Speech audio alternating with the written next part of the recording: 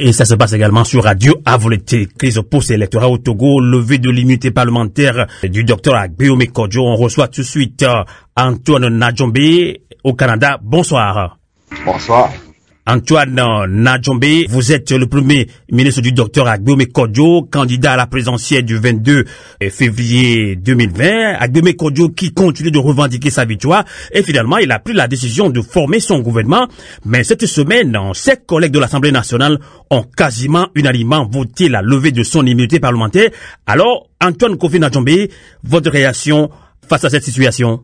Merci de l'opportunité que vous me donnez et que vous donnez à tous les Togolais et puis à tous les panafricains pour pouvoir s'exprimer sur des problèmes politiques concernant le continent.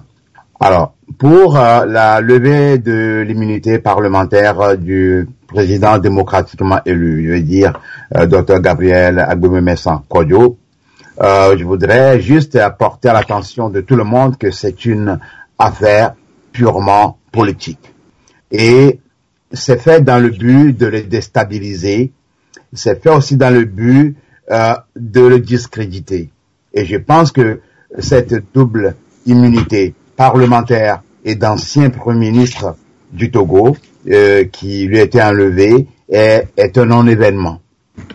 À partir du moment où M. Agbeome, le président démocratiquement élu le 2 février, massivement exprimé à 67% de suffrage, est une représentation de cette victoire et est issu, d'accord, d'un suffrage universel. Donc, par ricochet, le président démocratiquement élu est au-dessus des lois, est au-dessus du Parlement. D'accord.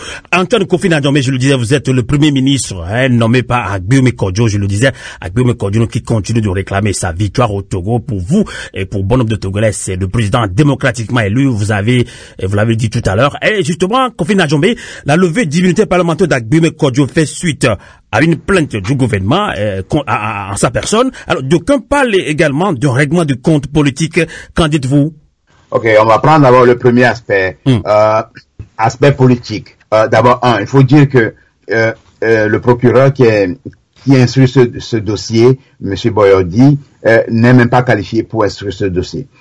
Et de deux, je crois que depuis lors, Mohamed Loum a déjà identifié formellement des responsables, d'accord, de l'incendie des deux marchés, d'accord, publics du Togo, notamment le grand marché de Lomé, d'accord, et il y avait Ingrid, il y avait Barké, il y avait Kadanga, qui est souvent dans les coups, et il y avait Fort Gnassingbé lui-même dans ces coups d'État.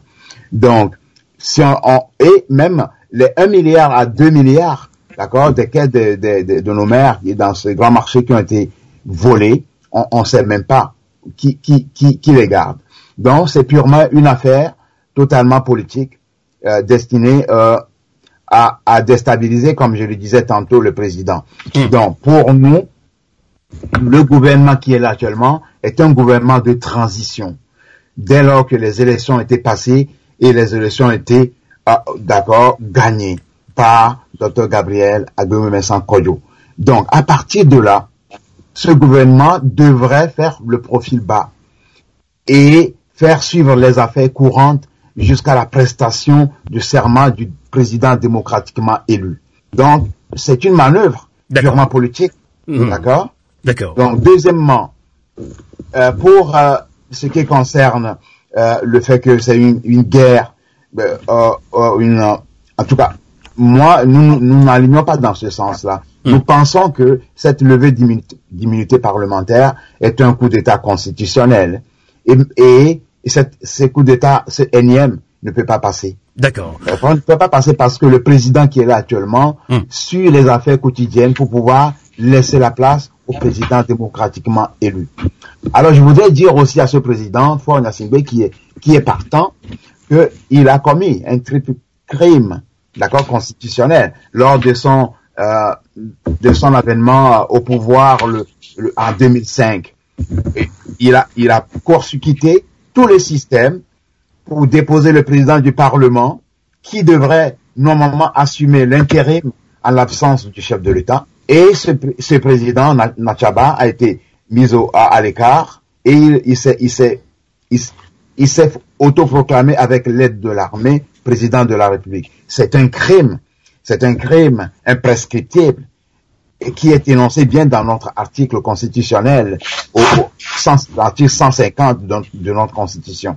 Je voudrais dire qu'il faut qu'ils comprennent le sens d'imprescriptible. Ça veut dire que, advenant qu'il parte, il sera jugé plus tard pour avoir commis ce coup d'État.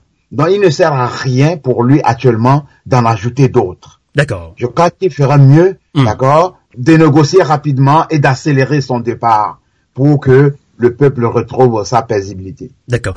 En tout cas, merci beaucoup Antoine Kofi Njombe. Je le disais, vous êtes le premier ministre nommé par Dr Gabriel Agboume Kodjo, qui était candidat à la présidentielle du 22 février 2020. Gabriel Agboume Kodjo qui continue de revendiquer sa victoire. On fera un effort de vous tendre encore le micro d'ici la semaine prochaine, puisque la crise est perdue et il nous faut de la résistance. Vous nous l'avez dit au téléphone. En tout cas, merci de nous avoir accompagnés depuis le Canada. Bonsoir, Antoine Kofi Njombe. Bonsoir. Radio à vous l'été, la voix de la résistance du peuple togolais.